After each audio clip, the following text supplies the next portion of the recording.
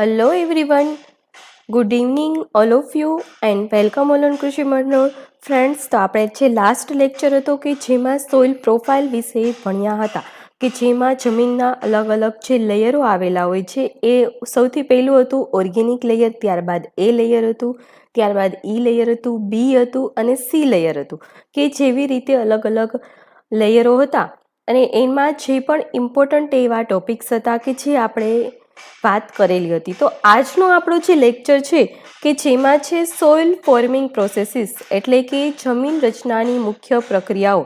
જમીનની જ્યારે રચના થતી હોય છે ત્યારે એમાં કેટલી પ્રક્રિયાઓ થતી હોય છે, શું એમાં પ્રક્રિયામાં શું થતું હોય છે, એની શું વિશિષ્ટ કેરેક્ટરિસ્ટિક્સ હોય છે, શું વિશિષ્ટ લાક્ષણિકતાઓ હોય છે, એ આજના લેક્ચરમાં આપણે સમજીશું. અને ફ્રેન્ડ્સ, આપણે અગાઉ પણ વાત કરેલી હતી કે આ છે આપણી જે લેક્ચરની સિરીઝ છે કે જે આપણે અત્યારે હું વીકલી લાવું છું તમારા માટે. તો આ જે લેક્ચર્સ હોય છે કે જેમાં આપણે એવી હોય છે કે પહેલાં ફર્સ્ટ આપણે જે સોઇલ વિજ્ઞાન છે, જમીન વિજ્ઞાન છે, સોઇલ સાયન્સ છે આપણો સબ્જેક્ટ છે કે જેને આપણે કમ્પ્લીટ કરીશું અને ત્યારબાદ ફર્ધર બીજા સબ્જેક્ટ પર જશું. અને આ 2026માં ગ્રામ સેવકની એક્ઝામ આવશે એ ચોક્કસ છે. અને હા, લાસ્ટ લેક્ચરમાં જ એની પહેલાંના લેક્ચર્સમાં કોઈકે મને પૂછેલું હતું કે ગ્રામ સેવકની એક્ઝામ આવે છે તો એના માટે કેવી રીતે પ્રિપરેશન કરવી જોઈએ. તો પ્રિપરેશનની જો વાત કરું તો હું અત્યારથી જ તમને લોકોને એવું કહું છું, આપણે પહેલાં થોડી એની વાત કરી લઈએ કેમ કે વળી પાછું ભૂલાઈ જશે તો આપણને યાદ નહીં આવે એટલા માટે. તો એમાં અત્યારની જે નવી પેપર સ્ટાઇલ છે, જે લેટેસ્ટ લાસ્ટ યર જે 2025માં જે પેપર આપણે હતું એગ્રીકલ્ચર આસિસ્ટન્ટનું, સેમ એઝ જ પેટર્ન રહેશે હું માનું છું ત્યાં સુધી. પછી એમાં કંઈ ફેરફારો થાય તો જ્યારે પણ આપણે નોટિફિકેશન આવશે ત્યારે આપણે જોઈ લઈશું કે જેમાં મેથ્સ રિઝનિંગ આપણે જોવા મળે છે. ત્યારબાદ આપણું એગ્રીકલ્ચર રિલેટેડ જોવા મળે છે અને એગ્રીકલ્ચર સિવાયનું જે પોર્શન હોય છે એમાં આપણને શું જોવા મળે છે તો કે કરંટ અફેર્સ જોવા મળે છે, ત્યારબાદ ગુજરાતી અને ઇંગ્લિશ કે જેના એક પેરેગ્રાફ આપેલો હોય છે અને એના પરથી આપણે આન્સર કરવાના એ જોવા મળે છે. તો એ ગુજરાતીમાં પણ સેમ અને ઇંગ્લિશમાં પણ સેમ, એ આપણા માટે ઇઝી બની જાય છે. કરંટ અફેર આપણે થોડું કરી લેવાનું. ત્યારબાદ પોલિટી હોય છે. પોલિટી એટલે શું તો કે બંધારણ, અને મેઇન હોય છે આપણું મેઇન હોય છે એગ્રીકલ્ચર રિલેટેડ પોર્શન. ઓકે, તો એગ્રીકલ્ચર રિલેટેડ જો પોર્શનની આપણે વાત કરીએ તો સૌપ્રથમ તો તમારે અત્યારે એગ્રીકલ્ચરમાં તમે જે પણ ભણેલા છો એ તમારે થોડું થોડું રોજ વાંચતું રહેવાનું. અને ત્યારબાદ આપણા ચેનલ જે છે યુટ્યુબમાં જે કૃષિ ભંડોળ છે એમાં પણ બહુ બધા વિડીયોઝ છે, MCQ છે, તો તમે જ્યારે પણ ફ્રી ટાઈમ હોય છે તમારા લોકોને ત્યારે તમે એનો યુટિલાઇઝ કરી શકો છો. આપણે એમ જ રીલ્સ સ્ક્રોલ કરવામાં જ કેટલો ટાઈમ પસાર કરી દેતા હોઈએ છીએ, તો આપણે એમાંથી જે ટાઈમ હોય છે એ થોડો ઓછો કરી નાખવાનો. અને એવું હોય તો આપણને એવું જ થાય કે આપણે ફોન જ યુઝ કરવો છે તો આપણે કૃષિ ભંડોળ સર્ચ કરવાનું, એમાં ઘણી બધી MCQ સિરીઝ છે તો એ MCQ સિરીઝ જોવાની. લેક્ચર્સ પણ બહુ બધા છે તો લેક્ચર પણ તમે જોઈ શકો છો. અને આ જે આખું આપણું જે મટીરિયલ્સ છે કે જેના થ્રુ તમે પ્રિપરેશન સારી એવી કરી શકો છો. અને હજુ કન્ટિન્યુઅસ આ જે લેક્ચર્સ છે કે જે આમાં અપલોડ થતા જ રહેવાના છે. હજુ તો આપણી એક્ઝામનું કંઈ પણ ફિક્સ નથી ક્યારે આવશે, શું હશે, પરંતુ અત્યારથી જ હું તમારા માટે પ્રી પ્લાનિંગ યુટ્યુબમાં વિડીયોઝ અપલોડ કરતી જાઉં છું કે જેથી તમને લોકોને સરળતા રહે. અને આનું મેઇન એમ શું છે તો કે લાસ્ટ યર એવું હતું, જે એક્ઝામ હતી 2025માં, ત્યારે ઘણા બધા લોકોએ ઘણા બધા ક્લાસીસની અલગ અલગ કહેવાય ને કોર્સ લીધેલા હતા. તો એ કોર્સમાંથી કેટલા ટકા પૂછાણું એ તમે વિચારી લેજો. જેને પણ એક્ઝામ આપેલું હોય એને. આપણે કોઈ ક્લાસીસથી કંઈ વિરોધ નથી. મારો તો કહેવાનો મતલબ ખાલી એટલો જ છે કે સેલ્ફ પ્રિપેરેશન એ જ બેસ્ટ હોય છે ઓલવેઝ. કેમ કે હું જ્યાં સુધી માનું છું ત્યાં સુધી એવું થતું હોય છે કે આપણે કોઈ ક્લાસીસનો કંઈ પણ કોર્સ લઈએ, આપણને કોઈ કોર્સથી કંઈ પ્રોબ્લેમ નથી. હું અગેન કહું છું, નોટ કરી લેજો. આમાંથી પછી કોઈ ઇસ્યુ ના ક્રિએટ કરતા કે મેડમ તો આમ કહેતા હતા, અથવા તો કોઈ ક્લાસીસવાળા પણ લેક્ચર જોતા હોય છે તો એ પણ ઇસ્યુ ક્રિએટ કરતા હોય છે કે કૃષિ ભંડોળવાળા મેડમે આમ કીધું હતું. આપણને કોઈ ક્લાસીસથી કોઈ પણ વિરોધ નથી, કોઈ ક્લાસીસનું આપણે સારું ખરાબ પણ કહેતા નથી. મારો જે ઓપિનિયન હશે એ ન્યુટ્રલ હશે. અને એવું પણ નથી કે આપણે આપણી ચેનલને ગ્રો કરવા માટે કે આપણા વ્યુઅર્સ વધારવા માટે આપણે કહીએ છીએ, બિલકુલ નહીં. નેચરલી જે લોકોને આપણું કન્ટેન્ટ ગમે છે અને જે લોકોને હેલ્પફુલ થાય છે એ લોકો જોવાવાળા જોવે જ છે, એમાં આપણને કંઈ ફેર નથી પડતો. અને આ જે વસ્તુ હું કરું છું યુટ્યુબમાં એ મારા શોખ માટે હું કરું છું, કે મને મજા આવે છે, મને લેક્ચર કન્ડક્ટ કરવા ગમે છે. હું અત્યારે જ્યાં મારી જોબ પ્રોફાઇલ છે એ પણ એ ટાઈપની છે કે હું એક લેક્ચર જ ડિલિવર કરું છું. તો મને આ વસ્તુ ગમે છે એટલે હું મારા શોખ માટે કરું છું. અને મારો એવો એમ હોય છે કે જે લોકો ફીઝ કે જે અફોર્ડ નથી કરી શકતા, તો એ લોકો માટે મારી જે ચેનલ છે કૃષિ ભંડોળ, કે જે ક્યાંક ને ક્યાંક હેલ્પફુલ થઈ શકે, બસ આ જ મારો પર્પઝ છે. મને ઘણા ક્લાસીસવાળાની પણ ઓફરો આવેલી છે કે મેડમ તમે અમારી સાથે કોલાબરેશન કરો, અમારી પાસે આવી જાઓ, અમારી ચેનલ થ્રુ તમે ભણાવો. પણ હું એવું કશું કરતી નથી, કેમ કે મારા માટે અર્નિંગ એ કોઈ એમ જ નથી.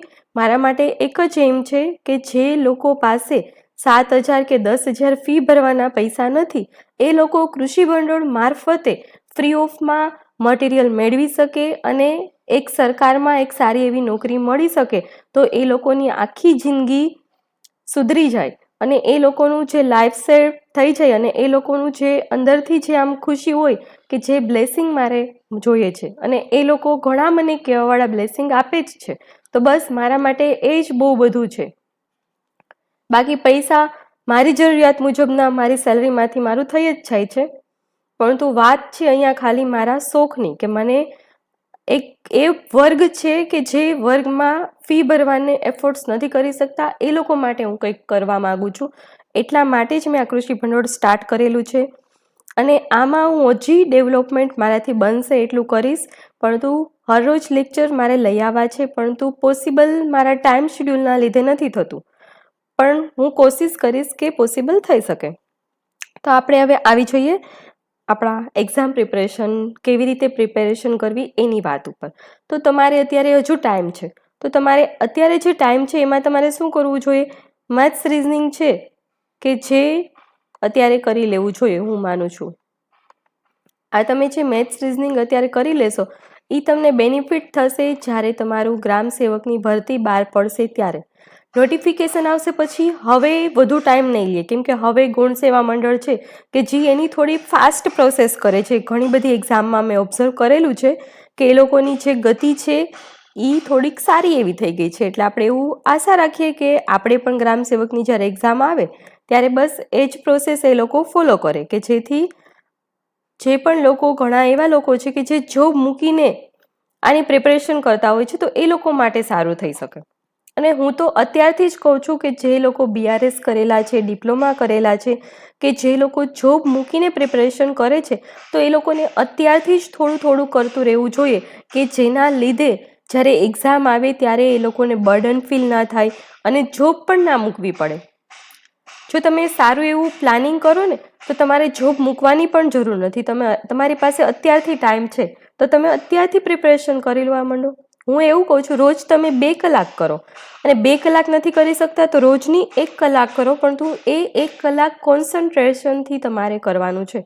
તો એના માટે તમારે પહેલાં તો શું કરવાનું છે? મેથ્સ રિઝનિંગનો જે સિલેબસ છે એ પૂર્ણ કરી લેવાનો. અને તમારે આ સિલેબસ જોતો હોય, જે એગ્રીકલ્ચર આસિસ્ટન્ટ ખેતીવાડી મદદનીશ માટેનો હતો, એ આપણી યુટ્યુબ ચેનલમાં મેં આગળ પણ ઘણા લેક્ચર્સ લીધેલા છે. એક્ઝામ વિશેની પ્રિપરેશન કેમ કરવી, શું કરવું, એ બધું એમાં સમજાવેલું છે. તો એ જૂનો વિડીયો તમે જોઈ શકો છો, કે જેથી તમને એક બેઝ બની રહે. ઓકે, ત્યારબાદ જે એગ્રીકલ્ચર રિલેટેડ છે એ તો આપણી ચેનલમાં હું અપલોડ કરું જ છું અત્યારે, તો એ તમે જોઈ શકો છો. જૂનું જે પણ આપણું મટીરિયલ્સ છે એને તમે રિફર કરી શકો છો. તેવી રીતે તમે પ્રિપરેશન કરશો તો વ્યવસ્થિત સાચી દિશામાં તમે જો પ્રિપરેશન કરશો તો થઈ જશે. અઘરું નથી.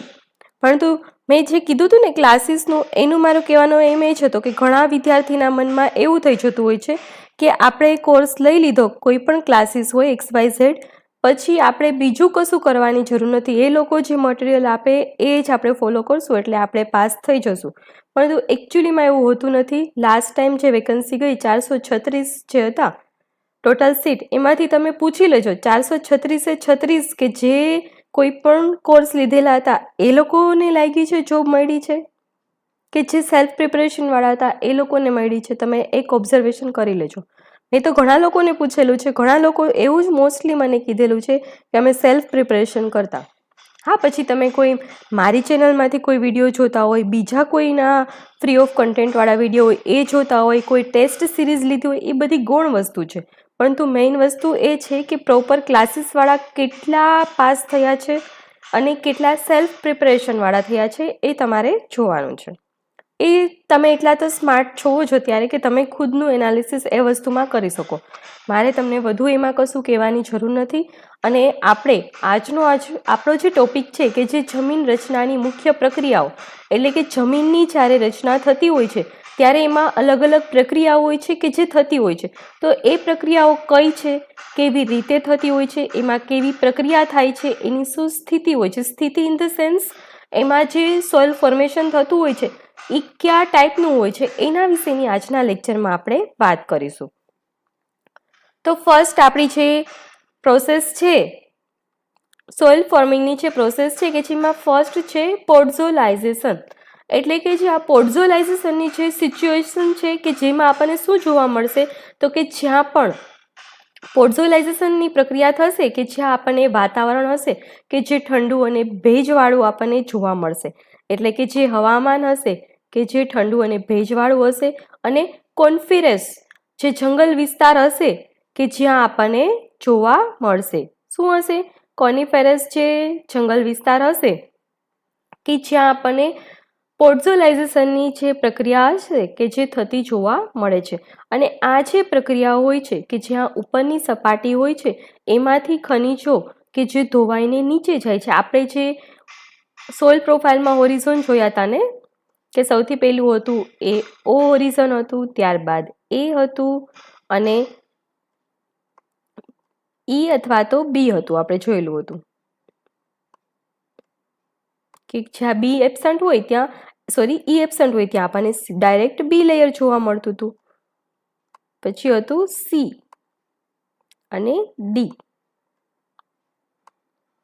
તો આ જે લેયર હતા કે જેમાં આપણે જોતા હતા કે આ જે લેયર છે એમાંથી અહીંયા B1 અને B2 આપણે જોવા મળતું હતું લેયર, કે જ્યાં ઉપરના લેયરમાંથી ફોર એક્ઝામ્પલ B1 લેયર છે તો B1 લેયરમાંથી શું આવે છે નીચે B2 લેયરમાં ખનિજો છે એ બધું ધોવાણને નીચે જમા થતું હોય છે.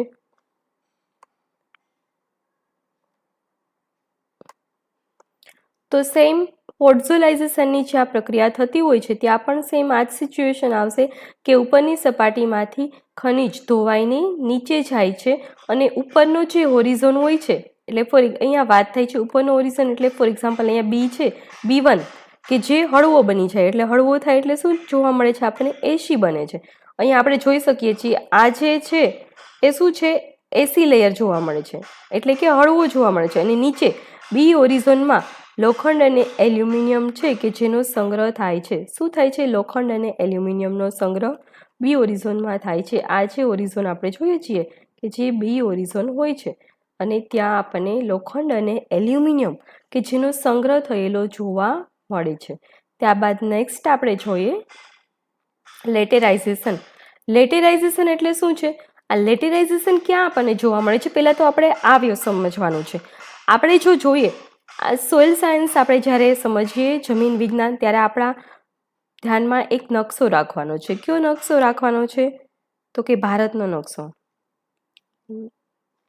બહુ એટલું બધું પણ સારું મારું ડ્રોઈંગ નથી અને એટલું બધું ખરાબ પણ નથી, બરાબર છે? એટલે કમેન્ટ્સ ના કરતા બહુ કે કેવું કર્યું છે કેવું નહીં. આપણે અહીંયા લોજિકલી સમજવાનું છે. ઘણી વસ્તુ આપણે સમજતા હોય ને તો ચિત્ર સાથે કોઈ સમજીએ ને તો આપણા માઇન્ડમાં બહુ સારી એવી પેલું થાય છે. આ થોડુંક આમ છે, બરાબર? હવે તમારે સમજી લેવાનું છે કે આખું અહીંયા આપણે દ્વિકલ્પ બનાવેલો છે. શું છે? દ્વિકલ્પ. આ જે લેયર હોય એને આપણે દ્વિકલ્પ કહેવાય ને. તો દ્વિકલ્પ કોને કહેવાય? તો કે જે પણ જમીન વિસ્તાર હોય કે જેની ત્રણેય બાજુએ પાણી આવેલો હોય એને દ્વિકલ્પ આપણે કહેતા હોઈએ છીએ ને. તો અહીંયા તમને ખ્યાલ છે દ્વિકલ્પ છે. અહીંયા આપણું આવશે શ્રીલંકા, પણ એની કોઈ જરૂર નથી. ઓકે, તો આપણે જોયું આગળનું જે પોડઝોલાઇઝેશન હતું એ ક્યાં જોવા મળતું હતું? ઠંડા વિસ્તારમાં. એટલે આપણે જોઈએ છીએ આ જે જમ્મુ કાશ્મીર છે, લેહ લડાખ છે, હિમાચલ પ્રદેશ છે કે જે ઠંડો વિસ્તાર છે, આપણે એવું કહી શકીએ આટલું ઠંડુ છે આ.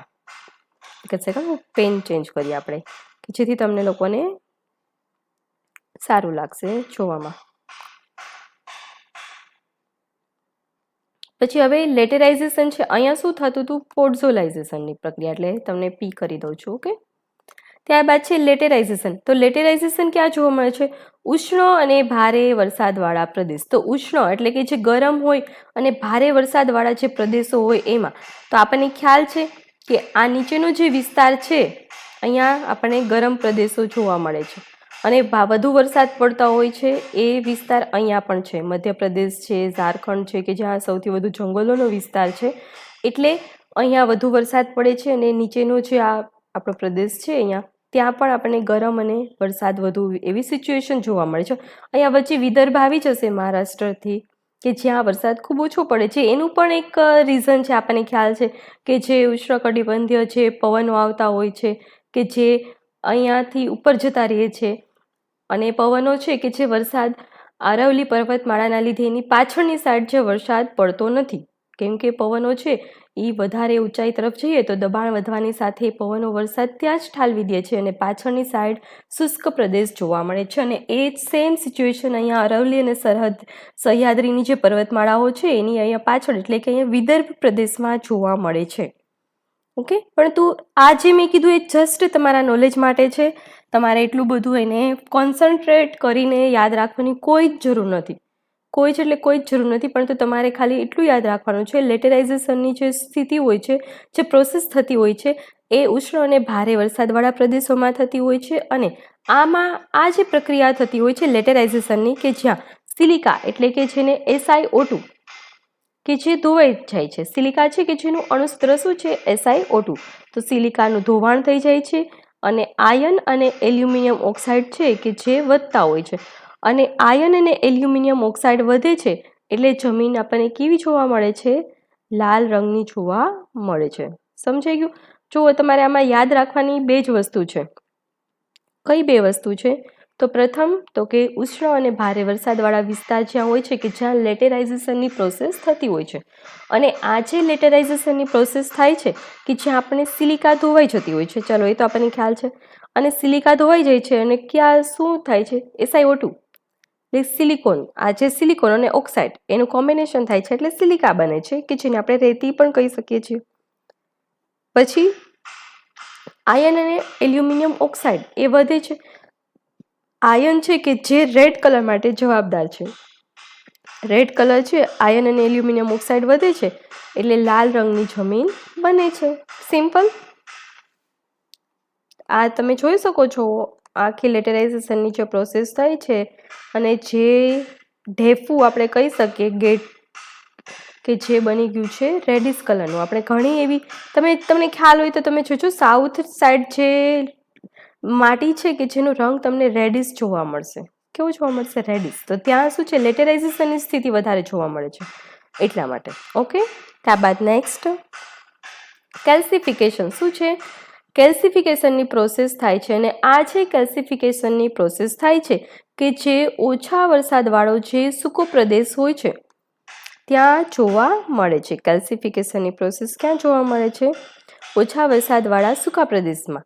અને કેલ્શિયમ કાર્બોનેટ છે કે જે જમાવટ અહીંયા થતી હોય છે, એટલે કે કેલ્શિયમ કાર્બોનેટ કે જે સંગ્રહ થતો હોય છે અને કંકર લેયર બને છે. આ તમે જોઈ શકો છો, આ જે લેયર જે બનેલા હોય છે એ શું છે? કંકર લેયર.